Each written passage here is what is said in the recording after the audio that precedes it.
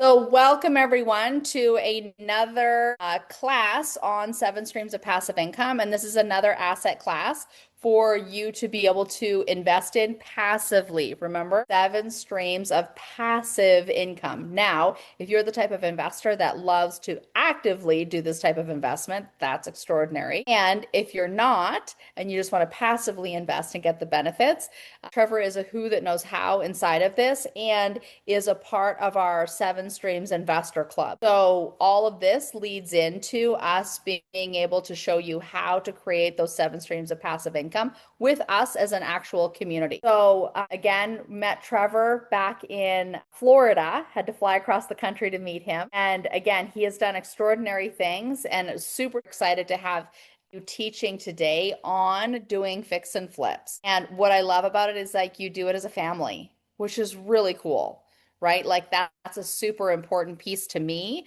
about including the entire family, because again, that's how changing legacies and generations forever. So, without further ado, I'm going to have you go ahead and take over and show us all the amazing things.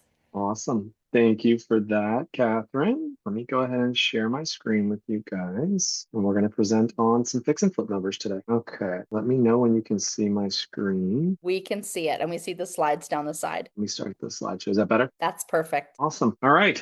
So as Catherine mentioned, my name is Trevor Hicks. I live in Orlando, Florida, and I'm going to be going over some of my past fix and flip projects. These are all very real numbers, real projects that I have already gone through, completed. So I'm happy to share all of the pros, cons, and all of the things in between. So we're going to be going over again some real fix and flip numbers today, budgets, the prizes, all of that fun stuff. And I have a fun before and after video that I filmed actually of the last project and some others that I can share after as well. So get to it. So if you want to follow along, you want to fact check me on these, please feel free. These are all real projects, like I said, so you can feel free to pull these Zillow listings up and you can track along some of these purchase prices to double check me if you so please. This first one is 37 Bassett Lane. This is in Palm Coast, Florida. This was when I first started my investor journey. I was actually not doing fix and flips at all. I was doing some private money lending, some EMD lending, and things like that. And this one just happened to come across my desk. They said they don't need any money. They actually needed to sell the house. So I went through the negotiation process with them. I actually did a virtual walkthrough because this is about 90 minutes away from me, and it was not where I thought I'd be flipping my first house in Palm Coast. And ultimately got it under contract and then tried to wholesale it and found my partner who we flipped it together with. So, and most all of these that you'll hear me talking about, I did it with the same partner. We actually purchased this property back at the end of 2024 in about, I believe it was September, end of September, for 225,000. We did go through title, obviously had to go through closing costs, title fees, and insurance. It was about 6,500. For this first one, our acquisition method, actually, we had a private money lender that served as our main funding source. She funded 90% of the purchase price, which was 225. So she funded a little bit under, excuse me, a little bit over 200,000. And then we had to go out and we found gap financing for the other little bit, as well as the closing costs and some of those things. So we gap financed 30,000, and our point origination you'll see was on there as well. We paid the points on the back end. Again, with PML, we were able to get a little bit more creative and not need as much capital up front.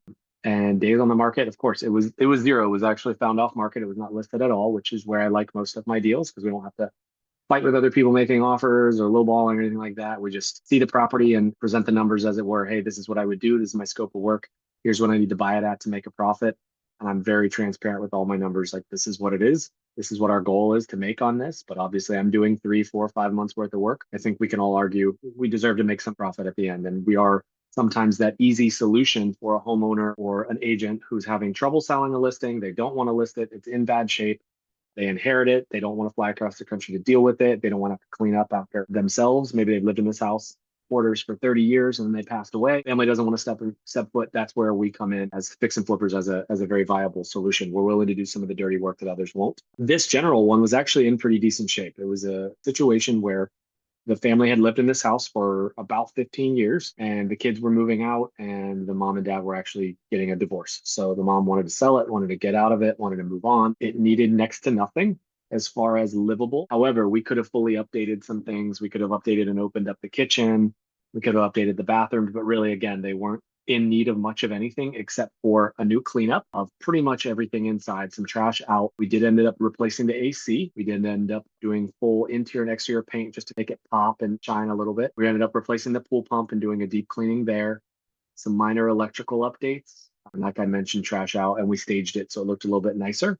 Our projected ARV at the end of this, what we comped it at was about 350,000.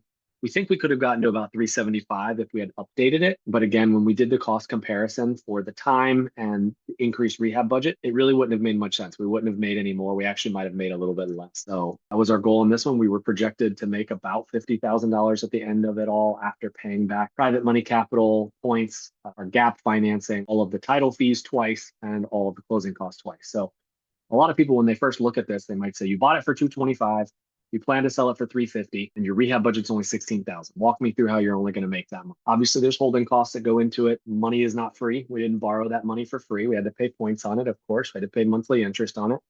But the beauty of these and the way I like to do most of my flips is I like to finance either with hard money or private money for at least 90% of the purchase and all the rehab. And then I like to go find gap financing to do the rest so that I'm truly not using any of my own money.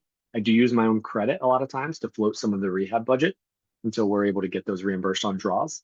That's not how I did it on this one. I actually put it all on credit and then paid it off after we closed. So just getting creative and doing different ways, keeping our own cash out of it. And we might make a little bit more in profit if we didn't use private money or we didn't use gap financing. However, having that breathing room and being able to do multiple projects at a time, 30,000 is the smallest we've gap financed. So it's a lot easier to do multiple projects at a time if you're able to get that gap financing. But the key to it is also buying the property at the right price at a steep enough discount that if something were to happen, if I could fire sale this property without doing any rehab and still make all of my lenders whole. If I can't do that, I don't ever sign on a deal. I don't want to get to the end of the project and not be able to pay my lenders back and then ultimately lose money. So that's a big thing when I'm underwriting properties. So what really happened on this one? What actually happened once we got into it? So we were delayed closing because we were scheduled to close on a Friday, or excuse me, on a Thursday, and there was scheduled to be a hurricane over the weekend. So they actually delayed our closing. Insurance would not file for us until the impending hurricane had passed. So they actually made us wait to close on Monday, make sure there was no damage. It came out, they made sure, and then they were able to insure that. And then we closed. So what we also found out over that weekend was with heavy rain, the pool that was in the backyard tended to flood, and it was a very narrow gap from the pool deck to the back sunroom where it was very easy to get water intrusion in. We found that out that time. And then right after we closed, about 2 weeks later, another hurricane came. Beauty of living in Florida on the coast. And we actually had to put pool pumps, two separate pool pumps to pump the water out into the yard to keep it from overflowing. We did have a little bit of minor water damage. We did some remediation. So that was the biggest thing I'd say we had to overcome in this. Incurred a little bit more rehab costs. So instead of 16,000, we actually incurred 19,000. We actually took a little bit longer. Now this project, if I got this project today, I would say it would be list ready in a maximum of 2 to 4 weeks. Really just interior and exterior paint shouldn't take more than a week with pressure washing, painting, touch up that thing. Our AC was a day, maybe 2 days, and then trash out. We did a lot of that on our own in the deep cleaning. So like I said, 2 to 4 weeks is very reasonable. It actually took us almost a full 2 months to get on the market because of the delays, because of the flooding, because of the hurricanes, but it was on the market for, I believe, a total of 2 days. We listed it and it was sold under contract within 2 days at full price at 350. So our holding costs, by the time we closed, we were at 3 months. We were just paying utilities. We paid that PML cost back at the very end, which actually that PML was a minimum of 6 months at 12% interest. So we paid them back. We paid our 3% seller concessions, paid all of our closing costs. You can see some of the number rundown there. Our lender interest, that 12,250 was, again, our PML. And then the 33,000 was the gap lenders initial, as well as their extra they had to be paid back. And our net profits at the end was 44,000. I love these because when I look at my personal ROI, it's infinite.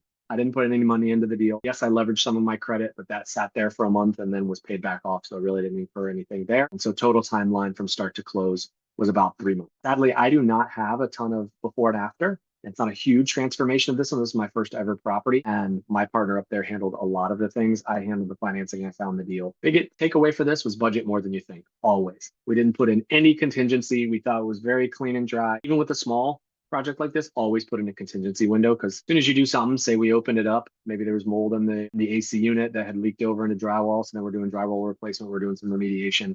it can happen fast. So always budget for that. Okay, so property number two. This is number one Blakeshire Place. This was a very interesting deal called an Ovation, one of our earlier deals in 2025. This property was actually brought to us by an agent, my favorite, right? You make good relationship with agents and they keep coming back because you're an investor. They make money when you buy a house or when they sell a house.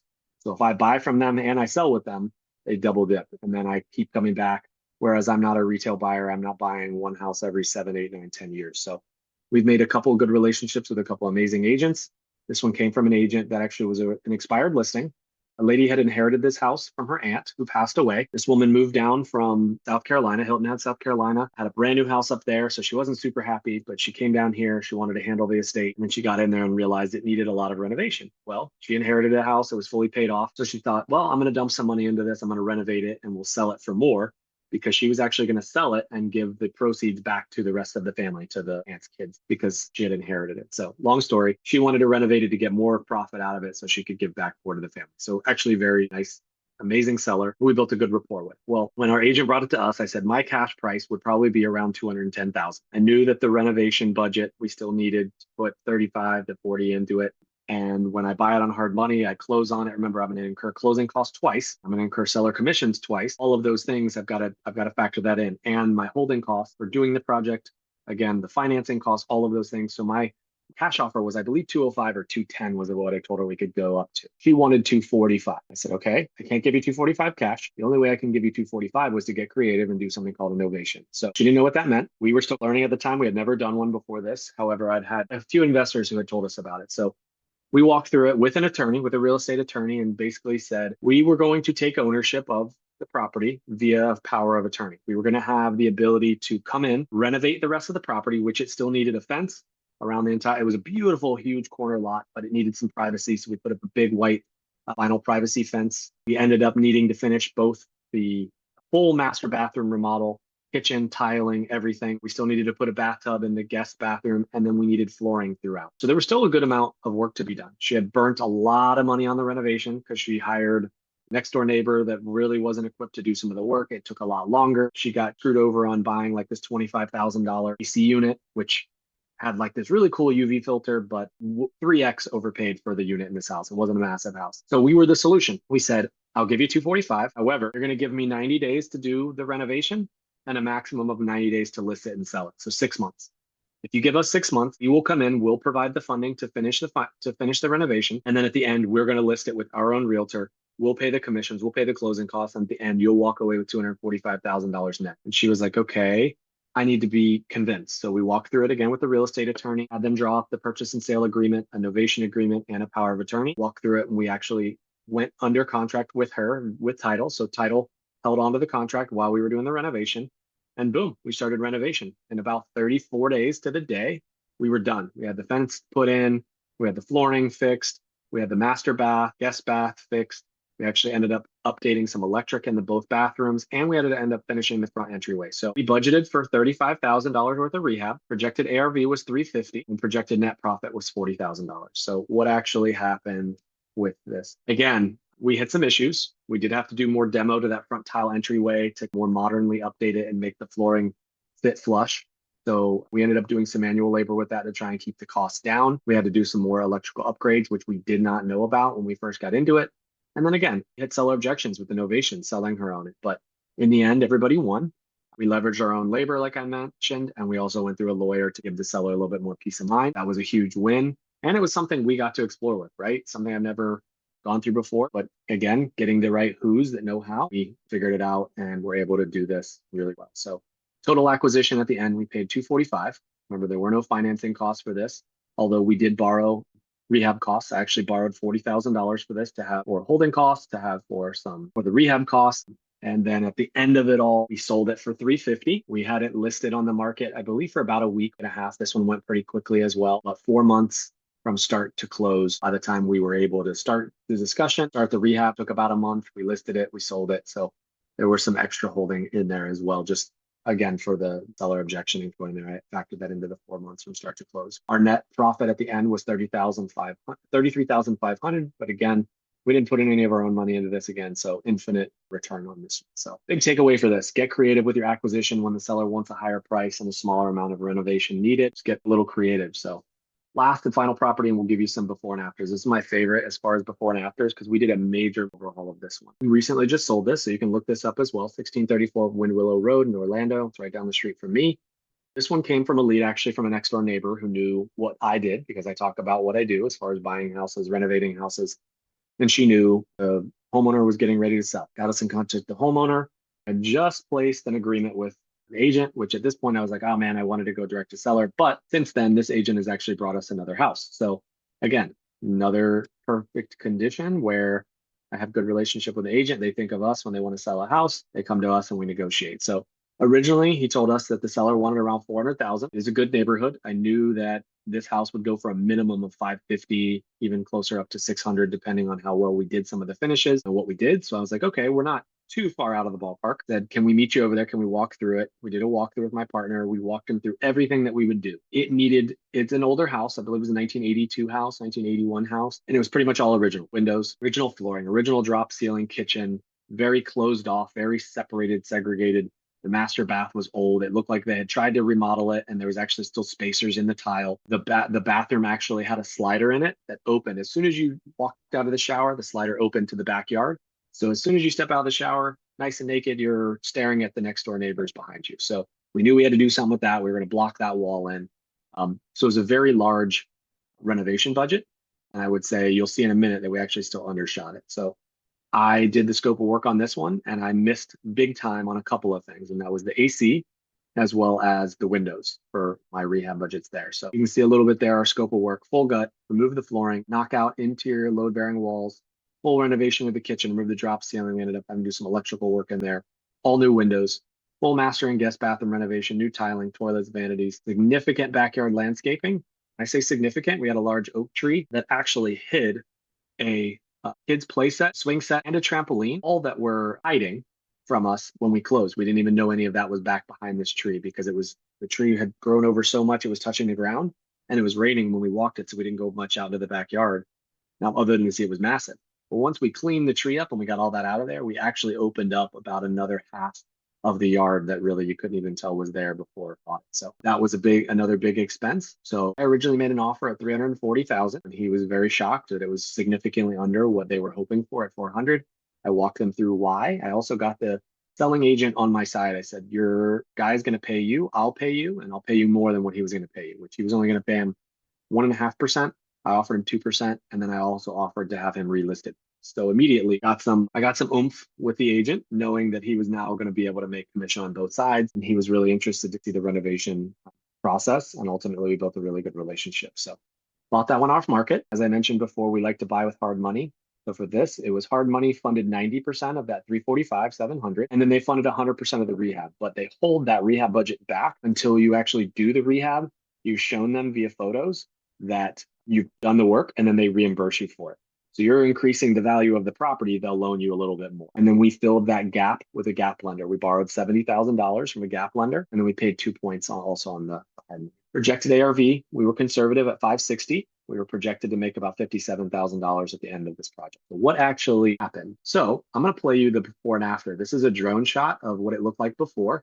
You can see these big, huge crepe myrtles. You can see this big hedge bush here. You can see some of the older stone on the front here as well. These were all boxed in with these old rotting plywood around these big, huge windows. You can't even really tell that there's 2 windows over here. There's 3 windows here, and there's 2 windows here. Those are all floor to ceiling windows. And in this after, you can see we cleaned up significantly this front hedge out here. We got new windows. We painted and made it pop. So you can see the difference from the drone video before and after. We repainted the exterior garage. We actually didn't end up replacing it. We just repainted it and cleaned it up though, before and after video there. So we did do a full gut on the inside, and I can show you some videos as well of that. But some of the issues we hit quite a few on this. We went way over budget. We actually ended up spending $106,700. So almost $29,000 over our budget. Our AC unit was one of the biggest things. The main unit was actually upstairs in the attic. And to get it down through the rafters, we actually had to rip through some of those. We had to rip through some new drywall. We re-drywalled the ceiling in the kitchen multiple times. The electrical panel actually had the wires run under the rafters, the load-bearing walls, into the drop ceiling, and then back up again. So once we ripped out the drop ceiling and we went to drywall, the problem was is the electrical wires were still under them. So we physically had to take all the wires out of the electrical box, rerun them. So essentially, I got charged for a rewiring of an electrical panel, whereas all we were really doing before was just some minor electrical work. So increased in value. Our window permit took significantly longer because we had some issues. We thought we could pull the permit. We found out we didn't. We needed a full GC. The window costs and the timeline of that went up. So fabrication timeline, the delivery of those, that was the main thing that was holding us up. The windows were almost the last thing to be done on this right before paint. So we had longer holding costs. We had more rehab budget, but we ultimately sold it for about $10,000 more than what we thought. We ended up selling it for $570. But you'll see our net profit drop over $22,000. And that's again part of the increased rehab budget, the increased holding costs, and things like that too. So still made a profit at the end of the day, which was good, but our 6 months start to close was a little longer than we were wanting. We were trying to keep that under 5. And our listing went a little longer than expected as well. We got a lot of lowball offers at first. We didn't go with them. So that was some of the ways we worked with that house. Near and dear to my heart because it's so close. We did a lot of work on that ourselves. But biggest thing from that, again, takeaway, scope of work. Accurate scope of work is huge. So getting licensed, insured contractors or subcontractors in there before you start the project to give you quotes and having them sign on those quotes before saying, okay, hey, you say you can do this for 30,000, great. Let's sign on the dotted line. If something comes up, I have to approve it. If something goes over, I have to approve it. Not, oh, we said 30 and now it's 40. That's a big thing too, but also factoring in a contingency budget. Things are going to go over. You set a budget for 30, it may be 35. If you don't have a contingency budget, you may be freaking out. But now I put at least $5,000 to $10,000 in the contingency budget on every project to allow us to work with a contractor. Again, factor that into there, or a project manager, somebody that's going to be there managing the boots on the ground for you every day, unless you have extensive construction knowledge, which I do not. I'm a healthcare professional. So we always factor that in, and it's well worth your time. Contractors managing a project manager, somebody with construction experience, well worth your time. They will be there more than you have to be there. They will keep the guys in line and make sure that things are happening in the right way. So ever since this project, it's exactly what we've done. So it's my big takeaways there. And then key takeaways across all 3 deals. Like we just mentioned, always factor in a contingency budget. I plan for 10 to 15%, not a question of when you go over. So then you have it already factored in. Relationships save deals. What I would say is from a city contact standpoint, now I know people at the city that I'm going to reach out to and expedite the process, but also inspectors, vendors, contractors, those are huge. We've got a crew sitting waiting to go now, people that I've worked with on a couple of jobs in a row, and we know what we're going to get, what pricing we're going to get, speed, cash, all of those things help. So if I have lender relationships as well that are ready to go, I tell an agent I can close in 2 weeks. I'm going to close in 2 weeks. I'll have my quotes beforehand. I'll have my crews ready. I'll have the lender ready, title company, everything's set up, boom, everything's ready to go. The other big takeaways is vet your contractors ruthlessly.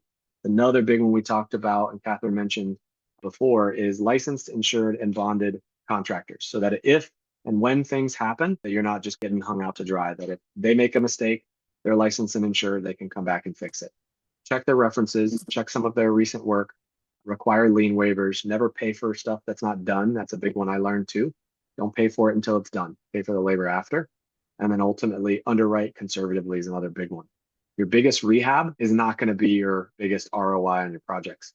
You saw in those first 2, I actually made more money on ones that really didn't need much because I was able to quickly get the rehab done and get it listed and then move on from the project versus this other one took me 4 to 5 months just to get the renovation done.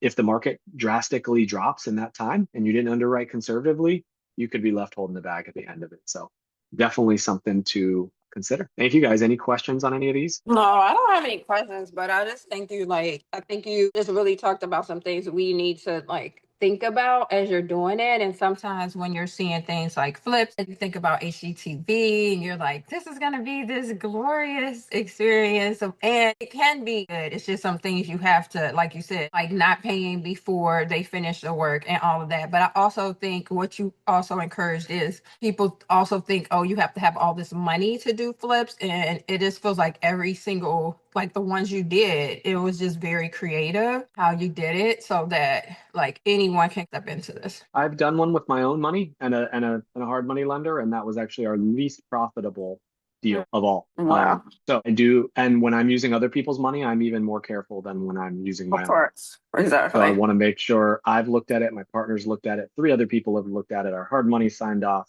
to make sure again we get into this and it's a good deal. So I agree Yeah, with you. that makes sense. Thank you so much for sharing all of this. It's been awesome. You bet. And I also think the great thing is if you want to learn more about this, first, you could also check out Trevor on all social medias, Facebook and all of that, and Instagram, but also like we're coming together to get together to help others who want to become involved in projects like this. And so that is a great opportunity coming up. We're going to be sharing more about the 7 streams, learning more about really building wealth, like one stream at a time. So I'm Yep. really excited about that. This is just one of those streams you'll be learning about if you're Yep. coming into the 7 Streams Investors Club. So I'm really excited, not only to learn more from all of you and all the other people that are going to be in there, but also to teach inside of that club. People can join because they're going to be learning from all of us, as well as obviously Catherine and Tommy are the main things here. But we are excited to participate and give back as well. Tommy, was there anything you wanted to say? I see you popping in and out. Maybe not. All right. Well, No, I was trying to. We're out looking at luxury property right now. Oh. So I've been listening in one ear and talking with some folks in the other. I wish I could great. get a camera to. It's so okay. I'm looking at where we're at. So we can see it. It's not Here we working. go. Oh, there you go. Oh, nice. I've seen the post So on this one. really big houses, private road. So out in this area looking at different properties. And it's the next level we build. So here, take a look at this one. It's Somebody coming in and out a thinking little this, or bit. we Oh, there Oh, we I go. see.